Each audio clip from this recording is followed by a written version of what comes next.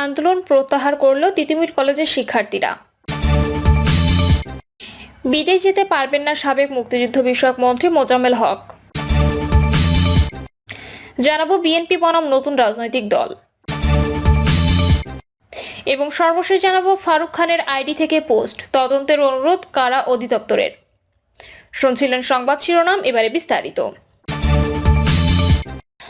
আন্দোলন প্রত্যাহার করল তিতুমির কলেজের শিক্ষার্থীরা।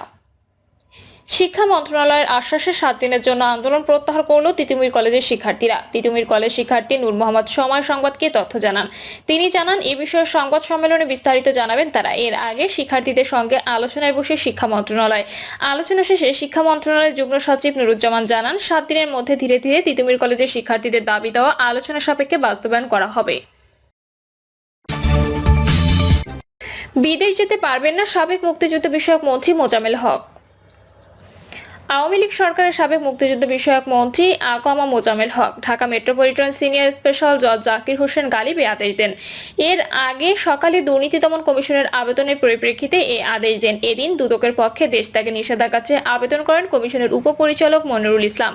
আবেদনে বলা হয়, আকমা মোজাম্মেল হকের বিরুদ্ধে ঠিকাদারি কাজে কমিশন গ্রহণ, বিভিন্ন অনিয়ম ও দুর্নীতির মাধ্যমে অর্থ আত্মসাৎপূর্বক বিদেশে পাচার সহ নিজ নামে ও পরিবারের সদস্যদের নামে জ্ঞাত আয় বহির্ভূত সম্পদ অর্জনের অভিযোগটি অনুসন্ধানাধীন রয়েছে।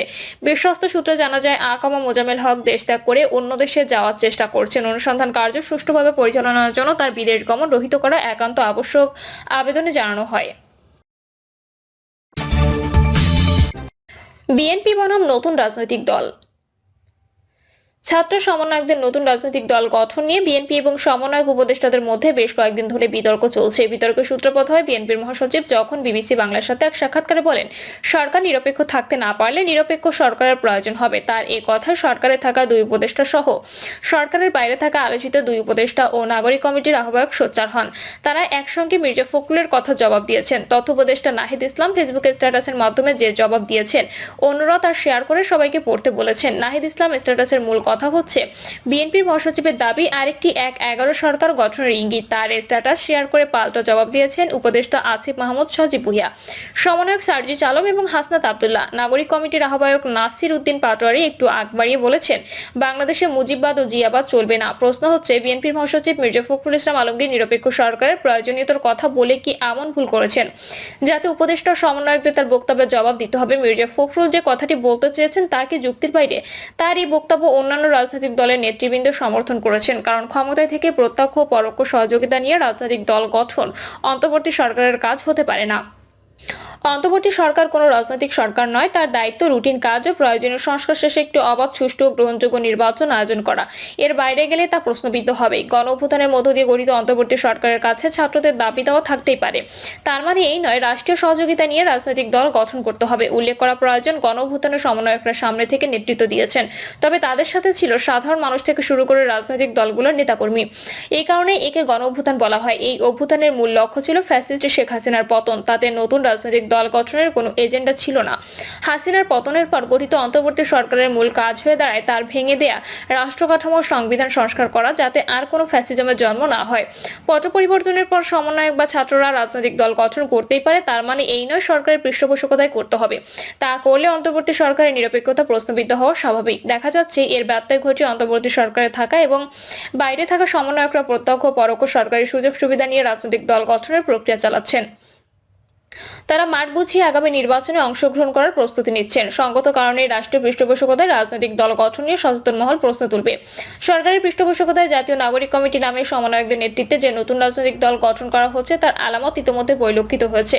ইতিমধ্যে 210টি উপজেলায় দলটির কমিটি গঠন করা হয়েছে। ফেব্রুয়ারিতে তার আনুষ্ঠানিক ঘোষণা আসতে পারে। তাদের এই রাজনৈতিক দল গঠন এবং বিভিন্ন কার্যক্রম চালানোর খরচ নিয়ে ইতিমধ্যে অনেকে প্রশ্ন তুলেছেন। যারা এই দল গঠন করেছেন তাদের পেশা এবং আয়ের উৎস কি, কিভাবে অর্থের জোগাড় হচ্ছে, এ নিয়ে অনেকে প্রশ্ন করেছেন। কারণ গাড়ির বহর নিয়ে জেলায় জেলায় যাওয়া, কমিটি গঠন ইত্যাদি কার্যক্রম চালাতে অনেক অর্থকরীর প্রয়োজন। যদিও অনেকেই বলেছেন সমন্বয়করা এখন আর ছাত্র নেই, নতুন একটি রাজনৈতিক দল গঠনের মতো বিশাল কর্মযোগ্য চালাতে যে বিপুল অর্থের প্রয়োজন, তা কিভাবে জোগাড় হচ্ছে এই প্রশ্ন আসে। অবশ্যই ইতিমধ্যে দেশের মানুষ দেখেছে সমন্বয়করা যখন বিশাল লটবহর নিয়ে বিভিন্ন জেলায় সফরে গিয়েছেন, সেখানে তাদেরকে সরকারি প্রোটোকল কিংবা সুযোগ সুবিধা নিতে দেখা গেছে। এখনো তারা এই সুবিধা পাচ্ছেন। এর মাধ্যমে রাজনৈতিক দল গঠনের সরকারি পৃষ্ঠপোষকতার বিষয়টি স্পষ্ট হয়। বিএনপির মহাসচিব মির্জা ফখরুল ইসলাম আলমগীর সরকারের থেকে রাজনৈতিক দল গঠনের এই প্রক্রিয়ার সমালোচনা করেছেন। বিএনপির ভারপ্রাপ্ত চেয়ারম্যান তারেক রহমান এ নিয়ে গত 25শে জানুয়ারি রাজধানীর ইঞ্জিনিয়ার্স ইনস্টিটিউশন মিলনায়তনে অনুষ্ঠিত শিক্ষক সমাবেশের প্রধান অতিথি হিসেবে লন্ডন থেকে ভার্চুয়ালি যুক্ত হয়ে নতুন রাজনৈতিক দল নিয়ে খোলাখুলিভাবে কথা বলেছেন। তিনি বলেছেন, গণতান্ত্রিক রাজনৈতিক অধিকার বঞ্চিত তরুণরা যদি জনগণের অধিকার প্রতিষ্ঠায় নতুন কোনো রাজনৈতিক দল গঠন করে অবশ্যই বিএনপি তাকে স্বাগত জানাবে। তবে রাজনৈতিক দল গঠন করতে গিয়ে রাষ্ট্রীয় কিংবা প্রশাসনিক সহায়তা নেওয়া হলে তা জনগণকে হতাশ করবে। বিএনপির মতো বৃহৎ দলের ভারপ্রাপ্ত চেয়ারম্যান যখন একথা বলেন তখন বুঝতে বাকি থাকে না বৈষম্য বিরোধী ছাত্র আন্দোলন ও জাতীয় নাগরিক কমিটি নামে যে রাজনৈতিক দল গঠন করতে যাচ্ছে তা রাষ্ট্রীয় পৃষ্ঠপোষকতা পাচ্ছে। গণ অধিকার পরিষদের সভাপতি নুরুল হক নুরু উপদেষ্টা মাহফুজুল আলমকে ইঙ্গিত করে বলেছেন, কোন উপদেষ্টা নিজের এলাকায় গিয়ে রাজনৈতিক দলের নেতার মতো সংবর্ধনা দিচ্ছেন। অন্তর্বর্তী সরকারের উপদেষ্টারা কোনোভাবেই এ ধরনের সংবর্ধনা নিতে পারেন না। তার কথা থেকে স্পষ্ট, সমন্বয়কদের মধ্যে যারা উপদেষ্টা হয়েছেন তারা রাজনৈতিক নেতাদের মতো কার্যক্রম চালিয়ে যাচ্ছেন। অথচ অন্তর্বর্তী সরকার অরাজনৈতিক, তার কোনো উপদেষ্টার কার্যক্রমে যদি রাজনৈতিক লক্ষ্য ও উদ্দেশ্য প্রতিফলিত হয় তবে তা সরকারের নিরপেক্ষতাকে প্রশ্নবিদ্ধ করে। সেই কাজটি এখন কোনো সমন্বয়ক উপদেষ্টা করছেন। ফলে নতুন রাজনৈতিক দল গঠনে সরকারের পৃষ্ঠপোষকতা রয়েছে, তা উড়িয়ে দেওয়া যায় না। যদিও দুই সমন্বয়ক উপদেষ্টা বলেছেন তারা রাজনৈতিক দল গঠন করলে সরকার থেকে বের হয়েই করবেন। এটা করলে কারো কোনো আপত্তি থাকবে না। নতুন রাজনৈতিক দল গঠনের আগে যদি তার সরকার থেকে বের হয়ে যান তাহলে তা নিয়ে কোনো প্রশ্ন উঠবে না। এদিকে দেখা যাচ্ছে ছাত্র জনতার অভ্যুত্থানের কৃতিত্ব ও মালিকানা নিয়ে এক ধরনের ভাগাভাগি চলছে। ইসলামপন্থী কিছু রাজনৈতিক দল ও নতুন রাজনৈতিক দল গঠনের সাথে সম্পৃক্ত সমন্বয়করা তাদের আচার আচরণে বুঝিয়ে দিচ্ছেন গণ অভ্যুত্থান কেবল তারাই ঘটিয়েছেন। অথচ কে না জানে এই অভ্যুত্থানে ফুটপাতের হকার থেকে শুরু করে সর্বস্তরের মানুষ ও হাসিনা বিরোধী রাজনৈতিক দলগুলোর নেতাকর্মীরা অংশগ্রহণ করেছে। শত শত ছাত্র জনতা জীবন দিয়েছে, চিরতরে অন্ধ পঙ্গু হয়েছে। এই কৃতিত্ব সকলের, এতে কারো একক কোনো কৃতিত্ব নেই। যেসব শিক্ষার্থী সমন্বয়ক সামনে থেকে নেতৃত্ব দিয়েছেন অবশ্যই তাদের অবদান অনস্বীকার্য। তাদের কেউ উপদেষ্টা হয়েছেন, কেউ সরকার পৃষ্ঠপোষকতা পাচ্ছেন, আবার তাদের কারো বিরুদ্ধে তদবির থেকে শুরু করে বিভিন্ন সুযোগ সুবিধা নেওয়ার অভিযোগ উঠেছে। এখন তারা রাজনৈতিক দল গঠন করেছেন, তবে এই রাজনৈতিক দলের গঠন প্রক্রিয়া এবং অন্য রাজনৈতিক দলকে প্রতিপক্ষ বানিয়ে ফেলাকে সচেতন মহল ভালোভাবে নিচ্ছে না। বিশেষ করে সমন্বয়ক এবং উপদেষ্টা, এর বাইরে সমন্বয়কটা যেভাবে বিএনপির প্রতিপক্ষ বানিয়ে আক্রমণাত্মক কথা বলেছেন তা গণ অভ্যুত্থানের মধ্য দিয়ে সৃষ্ট জাতীয় ঐক্যে ফাটল ধরার ইঙ্গিত দেয়। জাতীয় নাগরিক কমিটির আহ্বায়ক নাসির উদ্দিন পাটোয়ারি দেশে মুজিববাদের সাথে জিয়াবাদ যুক্ত করে যে বক্তব্য দিয়েছেন তা সমীচীন হয়নি বলে পর্যবেক্ষকরা মনে করেছেন। বিএনপি নেতৃবৃন্দ প্রতিক্রিয়া ব্যক্ত করে বলেছেন, আমরা কখনো জিয়াবাদ বলে কিছু বলিনি। বিএনপি প্রতিষ্ঠার পর এমন কথা কেউ উচ্চারণ করেনি, তাহলে নাসির উদ্দিন পাটোয়ারি একথা কেন বললেন? বিএনপি নেতৃবৃন্দের একথা যুক্তিযুক্ত, কারণ দেশের মানুষও কখনো বিএনপির পক্ষ থেকে এ ধরনের কথা বলতে শোনেনি, কিংবা জিয়াকে শেখ মুজিবের মতো দেবতা তুল্য করার প্রক্রিয়া দেখেনি। দলটি জিয়ার বাংলাদেশি জাতীয়তাবাদী দর্শন এবং তার দেওয়া 19 দফা কর্মসূচি নিয়ে এগিয়ে চলেছে। এখানে মুজিববাদের মতো চাপিয়ে দেওয়া বা আরোপিত কিছুই নেই। স্বাধীনতার পর শেখ মুজিব, যিনি মুক্তিযুদ্ধ দেখেননি, জেল থেকে বের হয়ে জেনেছেন দেশ স্বাধীন হয়েছে, তাকে যেভাবে জাতির পিতা সহ বাংলাদেশের আজীবন প্রেসিডেন্ট বানানোর প্রক্রিয়া চালানো হয়েছে তার কথাই শেষ কথা। এমন নীতি অবলম্বন করা হয়েছে। স্বাধীনতার ঘোষক এবং মুক্তিযুদ্ধের সেক্টর কমান্ডার জিয়াউর রহমান কি এখনো এভাবে উপস্থাপনের চেষ্টা করা হয়েছে, কিংবা তাকে দেবতুল্য করে শেখ মুজিবের মতো দেশের আনাচে কানাচে মূর্তি বানিয়ে দাঁড় করিয়ে রেখেছিল?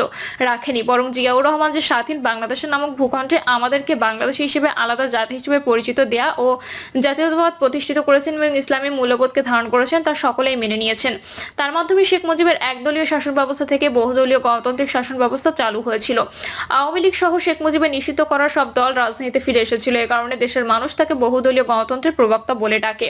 দেশে গণতন্ত্র ফিরিয়ে এনে তিনি দেশকে স্বনির্ভর করতে যে 19 দফা দিয়েছেন তা দেশের মানুষের কাছে গ্রহণযোগ্যতা পেয়েছেন। ভারতের অন্যায্য ও আধিপত্যবাদী আচরণের বিরুদ্ধে তার অনমনীয়তা দেশের মানুষ বিপুলভাবে গ্রহণ করেছে। এখন তার এই দর্শন ও নীতিকে যদি কেউ শুধু বিরোধিতার জন্য নেতিবাচকভাবে উপস্থাপন করার চেষ্টা করে তবে তাদের রাজনৈতিক প্রজ্ঞা নিয়ে প্রশ্ন ওঠা স্বাভাবিক। এই প্রজ্ঞা নিয়ে কিভাবে রাজনৈতিক দল প্রতিষ্ঠিত করবেন তাই এখন বড় প্রশ্ন হয়ে উঠেছে। ছাত্র জনতার অভ্যুত্থানের অন্তর্গত যে ভাব তাতে তো জিয়াউর রহমানের দর্শনের প্রতিফলন রয়েছে। ফলে হুট করে যদি কেউ না বুঝে জিয়াবাদ বলে কটাক্ষ করেন তবে তাকে গ্রহণযোগ্যতা পাবে। মানুষ বারবার ভোট দিয়ে বিএনপিকে ক্ষমতা এনেছে। দেশের রাজনীতিতে দলটির অবস্থান অত্যন্ত দৃঢ় এবং অন্যতম বৃহৎ রাজনৈতিক দল। এ বাস্তবতা তো অস্বীকার করা যাবে না। কোনো নতুন রাজনৈতিক দলের পক্ষে কি রাতারাতি এমন অবস্থানে আসা সম্ভব? রাষ্ট্রীয় পৃষ্ঠপোষকতা নিয়েও যদি দল গঠন করা হয় তাহলেও কি বিএনপির সমতুল্য হওয়া সম্ভব? যারা নতুন রাজনৈতিক দল গঠনের উদ্যোগ নিয়েছে তারা কি মনে করেন গণ গণঅভ্যুত্থানে তাদের ঘোষিত কর্মসূচিতে যেভাবে সর্বস্তরের মানুষ সাড়া দিয়ে ফ্যাসিস্ট শেখ হাসিনাকে বিতাড়িত করতে আন্দোলনে ঝাঁপিয়ে পড়েছিল, রাজনৈতিক দল গঠনের পর তাদের ডাকে কি সেভাবে সাড়া দেবে? নিশ্চিত করেই বলা যায় সেভাবে সাড়া দেবে না। ইতিমধ্যে তাদের কর্মসূচিতে লোকজনের যে উপস্থিতি দেখা যাচ্ছে তাতে সেই সাড়া পরিলক্ষিত হচ্ছে না। এ বাস্তবতা তাদের মেনে নিয়ে রাজনৈতিক দল গঠন করতে হবে। তারা রাজনৈতিক দল গঠন করুন, কেউ তা মেনে করছে না। তবে তার রাষ্ট্রীয় পৃষ্ঠপোষকতা নিয়ে বিএনপিকে প্রধান প্রতিপক্ষ বানিয়ে করতে হবে কেন? রাষ্ট্রীয় পৃষ্ঠপোষকতা ছাড়া তারা তাদের দর্শন ও আদর্শ নিয়ে দল গঠন করবেন, তাতে তো কেউ বাধা দিচ্ছে না। আপত্তিটা তো ওখানেই, যখন স্বৈরাচার এরশাদের মতো ক্ষমতা থেকে রাজনৈতিক দল গঠনের উদ্যোগ নেওয়া হয়। সে সময় তার গড়া জাতীয় পার্টি পাতানো নির্বাচনের মাধ্যমে 9 বছর ক্ষমতায় থেকেছে। তারা বলতে পারেন জিয়াউর রহমানও ক্ষমতায় থেকে বিএনপি গঠন করেছিল। হ্যাঁ, করেছিলেন। তবে তা এরশাদের জাতীয় পার্টির মতো জনসমর্থন হারিয়ে শুধু ক্ষমতার অংশীদার হয়ে থাকার জন্য হাসিনা দাসে পরিণত হয়নি। এরশাদের বন্দুকের মুখে ক্ষমতা হারিয়ে বেগম খালেদা জিয়ার নেতৃত্বে বিএনপি দীর্ঘ 9 বছর আপোষহীনভাবে আন্দোলন সংগ্রাম করেছে। পোড় খাওয়া দলে পরিণত হয়েছে। গণঅভ্যুত্থানে এরশাদের পতনের পর জনগণ বিএনপিকে ক্ষমতায় বসিয়েছে। জনগণ জিয়াউর রহমানের নীতি আদর্শ ও দর্শন পছন্দ করেছে বলেই ক্ষমতায় বসিয়েছিল এবং পরবর্তীতে বারবার ক্ষমতা এনেছে। প্রিয় দর্শক, এই ছিল এখনকার সর্বশেষ সংবাদ। আপডেট সব সংবাদ পেতে চ্যানেলটি সাবস্ক্রাইব করে বেল আইকনটি ক্লিক করে রাখুন।